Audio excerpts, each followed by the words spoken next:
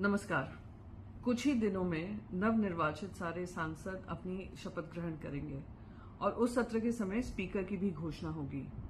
Speaker का role बहुत important role हो गया है और खास करके जब से भारतीय जनता पार्टी ने कुछ हथकंडों को अपनाकर संविधान को दरकिनार कर प्रजातंत्र के उसूलों को दरकिनार कर स्पीकर के प्रोफाइल को हुआ या गवर्नर के प्रोफाइल का इस्तेमाल कर अपनी मनमानी की है।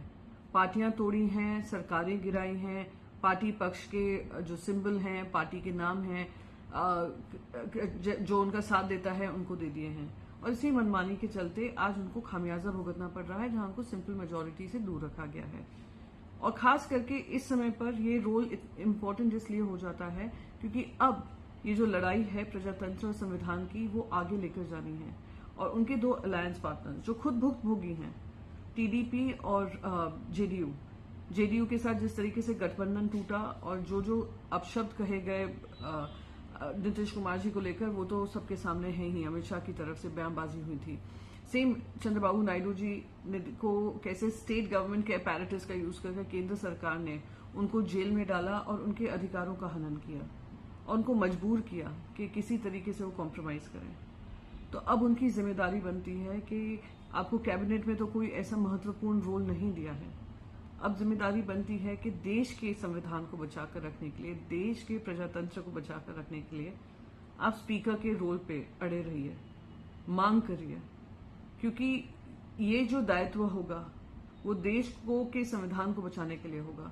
आपने महाराष्ट्र में देखा किस तरीके से जो स्पीकर का रोल था उसके चलते कॉन्स्टिट्यूशन अंडरमाइन हुआ, प्रजातंत्र के उसूल अंडरमाइन हुए।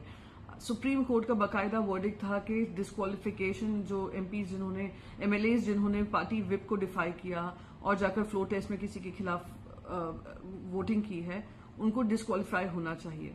पर स्पीकर ने इस पर कोई कार्रवाई नहीं की। स्पीकर ने जिन्होंने गद्दारी की पार्टी के साथ, शिवसेना के साथ हुआ, फिर हमने एनसीपी के साथ देखा, उन्हीं को बचाकर रखा।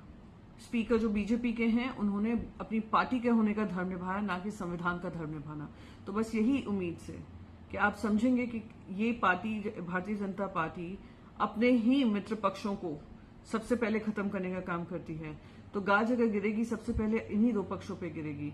आप ही के एक अलायंस पार्टनर चिराग पासवान जी से पूछे कैसे उनकी पार्टी को तोड़ मरोड़ कर खत्म करने की कोशिश की गई थी। ये बात अलग है कि चिराग पासवान खुद अभी कैबिनेट में बैठे हैं, पर वो भुक्तभोगी हैं। पर आपसे उम्मीद है कि आप लोग स्पीकर का रोल जरूर लेंगे और मांग करेंगे, क्योंकि ये आपकी जिम्मेदारी देश की तरफ है, देश के संविधान की तरफ है और आने वाले समय में देश के प्रजातंत्र के लिए है।